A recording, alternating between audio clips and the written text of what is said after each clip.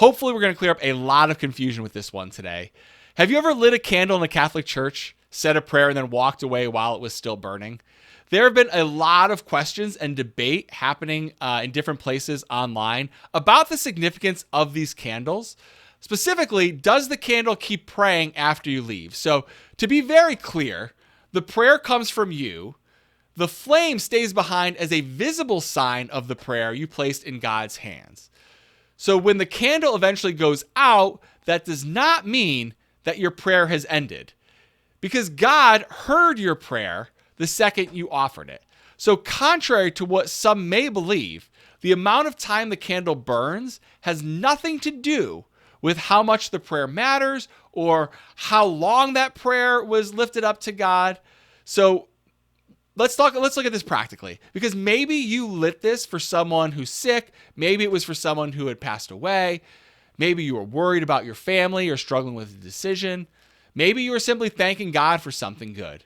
Whatever your prayer intention is, you light the candle, you say the prayer, but eventually you have to leave. But the flame remains, and that's really the heart of this tradition. These candles are actually called votive candles, and the word votive comes from a Latin word connecting with a vow, promise, or offering. So when Catholics light one, they're giving a visible sign to something that no one else can see. That prayer may carry someone's name. It might carry fear, grief, hope, gratitude, or just something that's deeply personal that you've never said out loud. And because our prayers can't be seen, the candle gives that prayer a visible presence. And if you think about it, light has an important meaning in the Catholic faith because Jesus called himself the light of the world. So the candle reminds us of Christ and the hope that he brings, especially when life feels dark or uncertain. It's also why you see these votive candles burning near an image of Mary or one of the saints.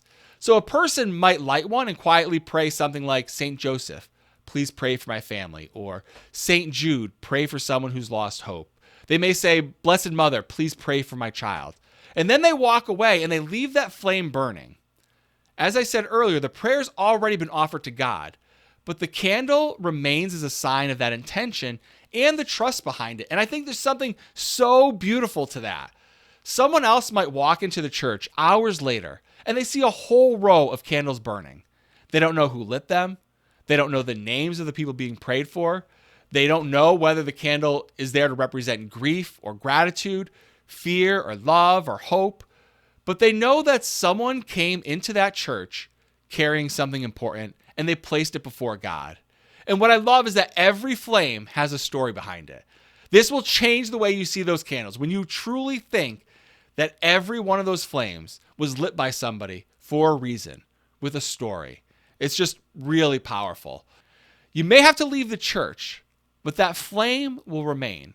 And that small light may represent someone you love, someone you miss, or something you're still hoping for. That flame will eventually go out, but the person or intention you place before God will forever remain in his hands.